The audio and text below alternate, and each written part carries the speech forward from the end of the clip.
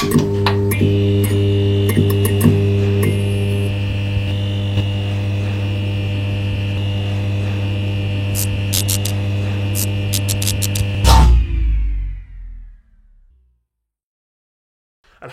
wa salatu wa salamu ala rasulillah amma ba'd. Assalamu alaikum wa rahmatullahi wa barakatuhu, brothers and sisters.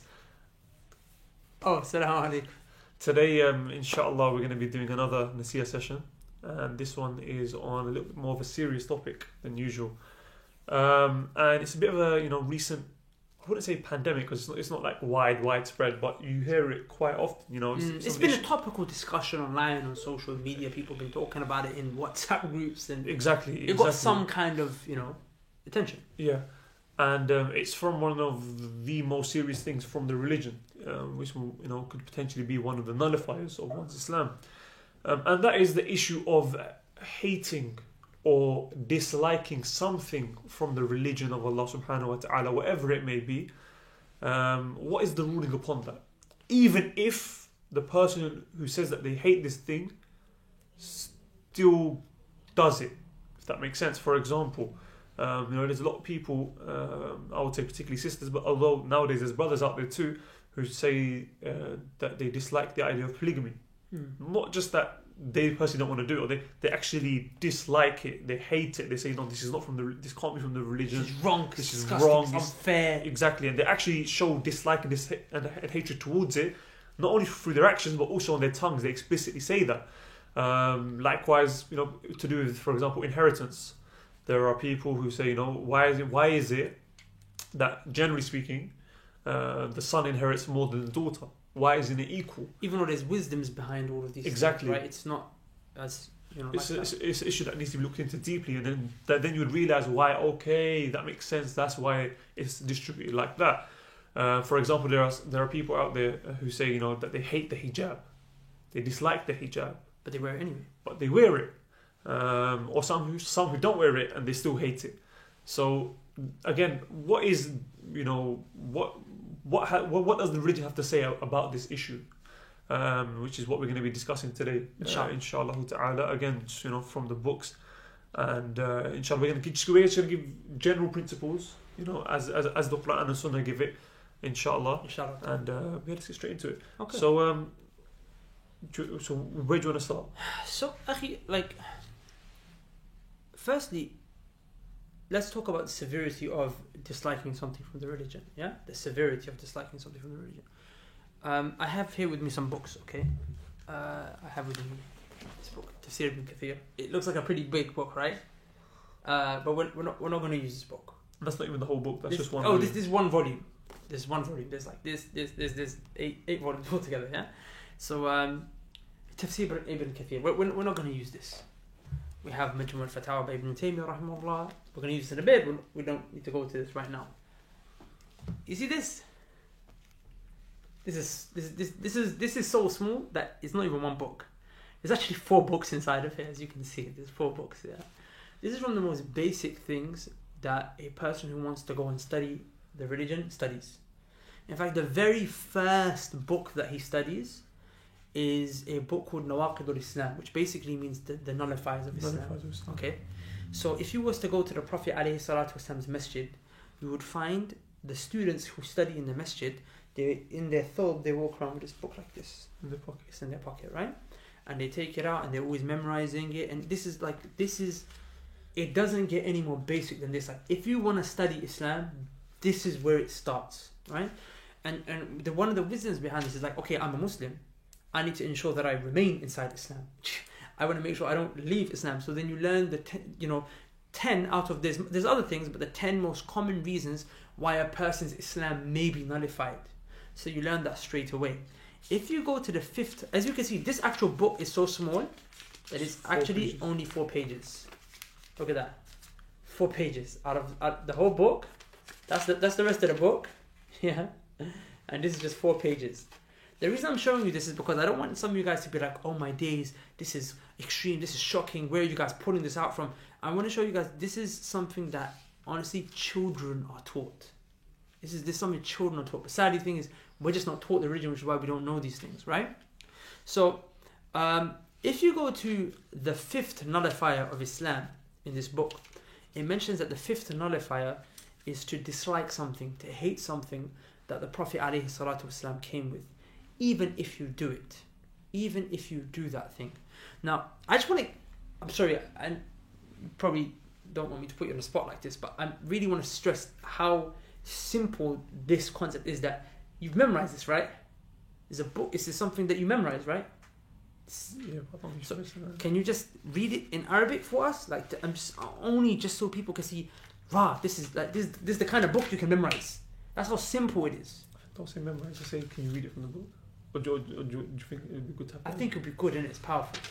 Okay, the Shaykh Rahmahullah Ta'ala basically just says, من أبغض شيئا مما جاء به الرسول صلى الله عليه وسلم ولو عمل به كفر. So what that basically means is, whoever dislikes, abghad means like, whoever dislikes or hates anything from the religion of Allah, sorry, the religion that the Prophet sallallahu alaihi wasallam was sent with, anything that he was sent with, وَلَوْ عَمِلَ بِهِ, Even if he does it, even if you do it, kafara, you've disbelieved. you fell out of Islam. And it's not something that's taken, very, very lightly. And sadly, the thing is, we have taken it lightly because we become ignorant of it, right? Now, by the way, I just want to say here now, so how do we understand this in a practical sense? In a practical sense, the way we understand is that if someone, for example, he practices polygamy, he's got more than one wife, but he hates the idea of polygamy, hypothetically speaking, even though he's practicing this sunnah, him to turn around and be like, but at least I do it, it won't justify it. No. If someone says, I don't like praying, I hate the prayer, and he prays 5 times a day anyway, the fact that he prays, it doesn't have any effect right now. The fact that you hate it has nullified the person's Islam. Action of the heart. Exactly. And we'll go into that in a bit more, inshallah ta'ala. So for example, now if say a sister says, I wear the hijab, and I do this because it's a part of my religion, but I don't like the hijab, or I hate the hijab, or I dislike the hijab, or whatever it is. The fact that the sister wears it now has no weight. Because what has imagine you have like a foundation, right? And then upon the foundation you have some, buildings. Imagine you have a table, you have a rug. The rug is basically that you have to love this act that you do. You've pulled the rug underneath the table is not collapsed, you see. Now, but that doesn't mean, brothers and sisters, and this is really important that you take this into consideration, that doesn't mean that now if a person turns around and says to you, I dislike this or whatever, you straight away say, oh, you're a kafir now. No, that's not our job to do. This is something that even, doing takfir, excommunicating someone from the religion, is something that the scholars do anyway. It's a task for the scholars. Because, it's a very detailed process. You have to confirm that, the person, was he forced to say this statement or was she forced to say this statement? You have to, exclusive ignorance. Do they have the excuse of ignorance? Maybe that person genuinely was ignorant of this whole thing and didn't know in any way, shape, or form. Then they might be given the excuse of ignorance, even though ignorance is not always an excuse in every single one of these nullifiers, but generally speaking, it is an excuse. And there's other excuses. Could be insane or they're whatever. insane or whatever have you. So like I said, sometimes I might hear a sister say a statement like this. I don't immediately think, oh, she's disbelieved. I don't think that. I think, okay, maybe what she said definitely is a kalima of kufr, and it indicates kufr. Okay, sometimes the issue is that the person maybe they just worded it the wrong way. They worded it wrong way. Like, for example, I think to myself, maybe a sister might have meant to say, I struggle with the hijab. You can say that. It's difficult for me, right? It's acceptable. But I'm trying, and I'm doing it. Like I really struggle. That's different. It's a test. It's not supposed to be easy. Praying salah is not supposed to be easy. I'll be honest with you. I'll tell you something about myself. It's personal, right? You guys probably watch my videos now. I never used to grow my beard, okay? And I'll put my hand up and tell you, right? I struggled with the beard. It was something I struggled with. But I never one point in any time did I dislike it. I always thought, I wish I could have a beard like that one day. But I struggled with it, okay? And of course, that was before I was studying. When I started to study and I realized the beard definitely has to be grown, and this is the severity of it and the seriousness of it, then I alhamdulillah, Allah subhanahu wa ta'ala gave me the tawfiq to grow it straight away. But the thing is, before, I struggled with it, but I never disliked, I never hated it. So sometimes I feel like people, they're very, not thoughtful with their tongue. You should... some of the Salaf used to say, I used to question myself 150 times before I used to say a statement. Because you could say a statement that is very easy for you, but it's so much to Allah that He can throw a person to Jahannam for it, hellfire for it. So like I said, we're not saying that a person who necessarily says a statement is out of the fold of Islam. Yeah. Not at all. It could be. It could. But, conditions have to be met. You have to confirm. But that's not our job anyway. Our job is just to stress the seriousness of the statement. Like, okay, maybe you never even meant it like that. Maybe you genuinely worded it wrong. What you meant to say was, I find it hard. Okay, then say that. But from now on, don't say I dislike it. And some of you who find that there might be a bit of dislike in your heart for it, that's indicative of the fact that your iman is in danger. And you need to take that seriously, okay? We're going to come to that in the end. But sorry, you want to say something? I was going to say one last point. Obviously, the fact that, the قول من أبغض شيئا مما جاء به الرسول صلى الله عليه وسلم وآمن به كفر, that in and within itself is the speech of a scholar. Yes. And we know in the religion, a speech of a scholar is not an evidence in the religion. So obviously we've said this statement. Yes. So my question to you is What's there the any evidence Fantastic. from the Quran and the Sunnah Fantastic. to back up this statement? Guys, do you see what he did there? You see that's how you should all be thinking. Whenever someone says something, what's your evidence? Some of you probably even heard that from me and might have accepted it just based on my statement. But anytime I want you guys to get into the habit of anytime you hear me or Abu Bakr or anyone say a statement, what should always be in your head is, well, what's the evidence? Oh, he hasn't given me the evidence for that yet. That's a problem. Do you see? So that's something we need to get into the habit of. So, okay, we've made a big claim. Disliking, hating something from the religion is كفر بالله عز وجل كفر ينقل عن الملة. It takes a person outside of the religion. What's the evidence for this? The evidence for this, brothers and sisters, I have here with me Tafsir ibn Kathir, which is basically an explanation, probably what you could say, generally speaking, amongst most people nowadays, is the most famous explanation of the Quran. And he basically mentions when Allah subhanahu wa ta'ala is talking about the kuffar in Surah Muhammad, okay, which is Surah number 47 in the Quran. Allah subhanahu wa ta'ala, He explains why a group of people became disbelievers, because we said people can become disbelievers for many reasons, right? I told you that the first book that I studied, which is Nawaqid al-Islam, there's 10 reasons why a person could become kafir that the Shaykh mentions. It could be shirk, it could be, mocking the religion, it could be hating, for example. So Allah subhanahu wa ta'ala in this ayah number 9, He clarifies to us why a group of people became disbelievers. Allah said, ذَلِكَ بِأَنَّهُمْ كَرِهُوا مَا أَنزَلَ اللَّهِ. The reason why they became kuffar and they were kuffar, why? Is because karihu, they disliked, they didn't like, they hated that which Allah subhanahu wa ta'ala revealed, that Allah sent down, ma anzal Allah, that which came down from Allah. And what came down from Allah? The Quran and the Sunnah of the Prophet ﷺ also came down from Allah. Because what did Allah subhanahu wa ta'ala say? مَا يَنْطِقُ عَنِ الْهَوَىٰ إِنْ هُوَ إِلَّا وَحْيٌ يُوحَىٰ. The Prophet doesn't speak from his own mouth, but he speaks from revelation that Allah subhanahu wa ta'ala is sending him. So there is revelation which is Quran, and there's revelation outside of Quran. Both of them came from Allah Azza wa Jal. And if you dislike a thing from it, the person disbelieved. And then the Shaykh explained, in other words, when Allah said, ذَلِكَ بِأَنَّهُمْ كَرِهُوا مَا أَنزَلَ اللَّهِ, the reason why they became disbelievers was because they disliked the revelation or that which Allah sent down. The Shaykh Ibn Kathir, rahimahullah, because remember again, it's not enough for me to just give an ayah. I have to now explain what this ayah means. But I can't give you my understanding. I have to give you an understanding of a scholar who's greater than I. And these are scholars who are dead, who the ummah has agreed upon. It's someone that everyone agrees and accepts as a scholar. And what did the Shaykh say? He said, they don't like it and they do not love it. In other words, they do not like it, they do not want it, they don't like the hijab, they don't like polygamy, and they don't love it. So that's what it means. If you don't love something from the religion, it means you hate it. If you don't like something from the religion, it means you dislike it, right? If a person does that, then that person is risk of falling into kufr. So this is not something that, we need to argue about. It's not something that you guys should be getting upset about, like, how dare you say this? Rather, we're not attacking you, we're not saying, how, blah, blah, blah, kafartum, you guys disbelieve. We're not saying that. The main point of this is just to make you guys aware, make you guys aware of the severity and the seriousness of these things. These are things that they're so light on the tongue. Today people, it's as if like people say wallahi, wallahi, wallahi. Every 5 seconds people saying wallahi, wallahi, wallahi. It's just like that now. This has become just like that. You hear people saying, oh no, salah. Why salah, man? Oh, bro, that's so long, man. I hate praying salah, man. That's not a joke. That's not something to be taken lightly. That's not something to sit around and laugh and talk and joke about. Rather, this is something that which could potentially take you out of the fold of Islam. So, we're not trying to say that any particular individual or anyone who or you can't turn around and go around, start placing on people who, have that. It's for your own benefit. Absolutely. That, stay away from these things. And is there anything else you want to add to that? Yeah, so someone might be, thinking, because I remember this was something that took me a bit of time to get my head around, right? But the person still wears the hijab. At least they're doing it. Yeah.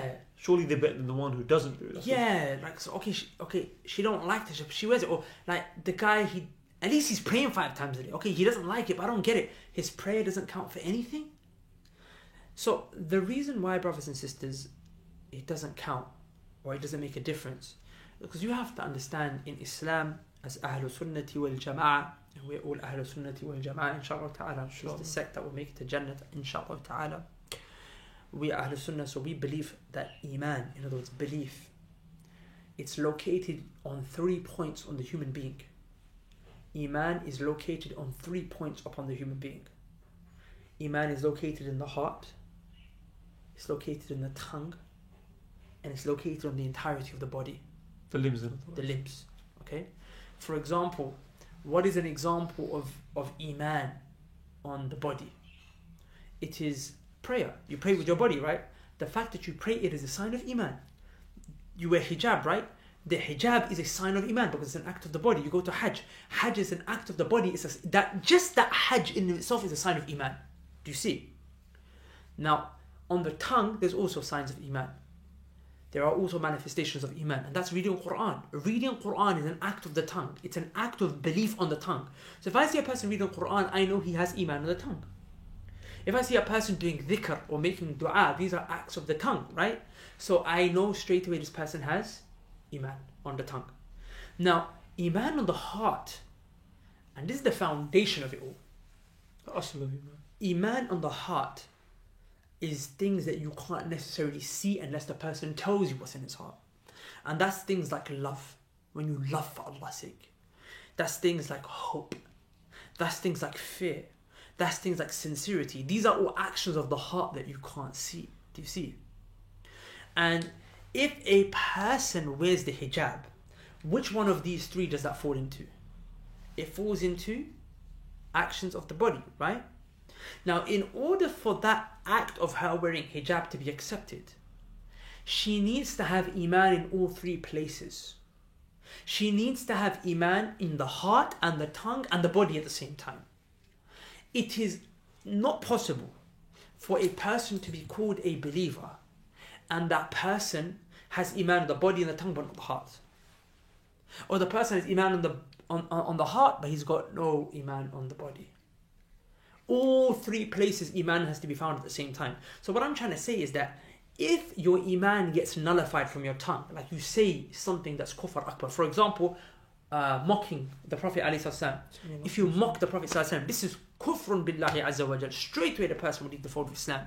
Or if you mock something about the religion, for example, some people, it's very small on their tongue, but it's very big in the religion. They'll look at a niqabi sister, what would they say? Ninja. Postbox. Huh? Postbox. Or postbox, right? This is mocking. This is mockery of the religion. So when you do that, okay, straight away that statement, even if you pray, and even if you say in my heart, I love Allah, it doesn't matter, you left the fold of Islam, because all 3 need to be present at the exact same time. Does that make sense? So now, a sister who wears the hijab, she's got Iman on the body, but she's missing the component of Iman on the heart because she came with a nullifier of Iman on the heart. So some of the nullifiers out of the 10 that I mentioned that are in this book, right? Some of them are nullifiers of the heart, some of them are nullifiers of the tongue, some of them are nullifiers of the body. If Iman in any one of those 3 is nullified, then that means you no longer have Iman. The minimum that you need for you to be called a believer, the minimum you need to have is a minimum amount of Iman in all 3. Do you see? So in other words, and there's a bit of a detailed explanation, but these are very complex and very intricate issues of aqidah and manhaj that we need to study, But the summary of it all is that, why would a person still become a disbeliever even though they wear the hijab or even though they pray the salah, even though they hate it? Is because the hating is an action of the heart. And the wearing of the hijab is an action of the body. Okay, you came with iman on the heart, but you came with a nullifier of iman you came with iman on the body, but you came with a nullifier of iman in your heart. They're two separate. So mutually exclusive. mutually exclusive. You can't have iman and not have iman. Do you see what I'm saying? So what you need to find is in each one of these mutually exclusive places, the heart, the tongue, and the body, you need to have iman on all three of them. As it doesn't have to be the complete. No one's going to have complete amount of iman, but at least the minimum has to be. What you call aslul iman, the minimum iman, aslul iman in the heart, aslul iman on the body, aslul iman on the tongue. And brothers and sisters, there's actually evidence in that same ayah that that Imran just mentioned to say that your deeds are going to be nullified. Allah subhanahu wa ta'ala actually says فَأَحْبَطَ أَعْمَالُهُم that their deeds will be nullified. The ones who dislike from the religion. Those who dislike from the religion, as I mentioned previously, their deeds will be nullified. So even if you're wearing it, your deeds are going to be nullified. So it's not going to count. It's not going to count. So it's not something to be taken lightly in any way, shape or form, brothers and sisters. That doesn't mean now that you take the hijab off, it's not going to count. Like I said, inshallah ta'ala, there's maybe excuse for you. Allah is Ar-Rahman Ar-Rahim, and we pray Allah subhanahu wa ta'ala, He excuses you if you ever said a statement like that. He excuses you if you ever felt like that. But now you know, so you've got to rectify it. Exactly, and make sure that you yourself don't ever say anything like this ever again. And if you see or hear anyone else, saying anything along these lines, make sure you don't say it ever again. I think Yeah, inshallah ta'ala, I just want to very quickly, brothers and sisters, I want to leave you with a solution. Okay, some of you might be like, well, I find this in me. How do I overcome? Maybe how do I fall in love with the Sharia of Allah, even though it's difficult for me. Very quickly, you have to understand iman increases with obedience and it decreases with disobedience. If you find that you dislike anything from the religion of Allah, or you're struggling with hijab, you're struggling with salah, you're struggling with the bid, you're struggling with anything, it's due to either you are sinning and your iman is dropped. Rather, it is because you're sinning and your iman is dropped. Your iman is not strong enough. Okay? So we all go through this. Iman goes up and it goes down. What makes your iman go up? Actions of obedience. In other words, pray the prayer. Your iman will automatically go up. I remember I used to do music. I used to have friends. I used to be friends with people of the opposite gender in Jahiliyyah. I used to listen to music. I used to make music, and I used to do a lot of haram things. May Allah subhanahu wa ta'ala forgive me for that which I've done, which sadly I had Jahiliyyah. I remember I started to pray. When I started to pray, automatically I wanted to stop talking to the opposite gender. I stopped listening to music. Automatically everything just fell into my life because I started to pray 5 times a day. You see? So just automatically just doing acts of righteousness, of obedience, automatically makes your iman go up. And what further makes it go up is not just doing what Allah told you, but staying away from what He forbid you. So just try it for a week. For 1 week, wear the hijab properly. Just try it. For 1 week, just wear the hijab properly. No makeup, no nothing. Just proper hijab. Just try it. I say just try it. Wear it properly. Just for a week. Not only that, pray everything for a week. Not only that, stop smoking or stop listening to music. Just stop. Just because sometimes in your mind it's hard to say I'm going to do it for a year. You're going to do it for a year, inshallah, but don't say that to yourself. Just say I'm going to stop for a week. At the end of the week, see how you feel. Your iman will be so high. Automatically, you won't even want to go back to these things. You won't want to, because that's iman. That's a tangible way of iman going up. Do you see? So, inshallah ta'ala, that, and then finally, I just want to mention to you is that this, some of you may be thinking, you'd like to learn these things, you want to learn about the nullifiers of Islam. After Ramadan, inshallah ta'ala, I'm actually going to be going through this right here. I'm actually going to be going through the 4 books that are in here, the nullifiers of Islam, the 4 principles of shirk, the 3 questions that are in the grave, and inshallah ta'ala the 40 hadith of Imam al-Nawawi rahimahullah. So if you would like to inshallah ta'ala learn this after Ramadan, then go to the link below, go to muslimsurvivalguide.com and register on our online Islamic Studies Academy, where we're going to be going through this stuff inshallah ta'ala. Also, if you'd like to make the most of your Ramadan, then we have a Ramadan program for you which you can access for absolutely free, which is also on the Muslim Survival Guide. For a whole month. For a whole month. Yeah, it's free for the first month that you sign up, inshallah ta'ala. You'll get an ebook that show you how to make the best of your Ramadan, a 6-part video series, and you can also sign up to the actual full Muslim Survival Guide program, in which you'll have fasting and furious and all the other courses. And if you decide to stay past the extra month that is free, then inshallah ta'ala after Ramadan we'll be starting this stuff which is so important for you and us all to learn. With that said, And also, I was going to mention, also, Ustad Abdul Rahman Hassan, Hafidhahullah, our teacher, Yes. he's got a very short 2-part series on YouTube Yes. where he explains it. Literally, each video is literally half an hour. It's 1 hour. The whole thing is 1 hour long. He just goes through. You know, let's put the link there for that as well. We'll put the link in the bio for that, where he literally just touches upon. He doesn't go into much detail. He literally just touches upon the points. I'd recommend every single one of you watching this to go there, watch that. It's take an hour out of your day, but I promise you, it will open your eyes and make you realize, whoa, like I really need to learn this stuff, and things like that. This is just one small drop. There's so much more out there. So on that note, inshallah, we'll leave you, and until next time, assalamu alaikum wa rahmatullahi wa barakatuh.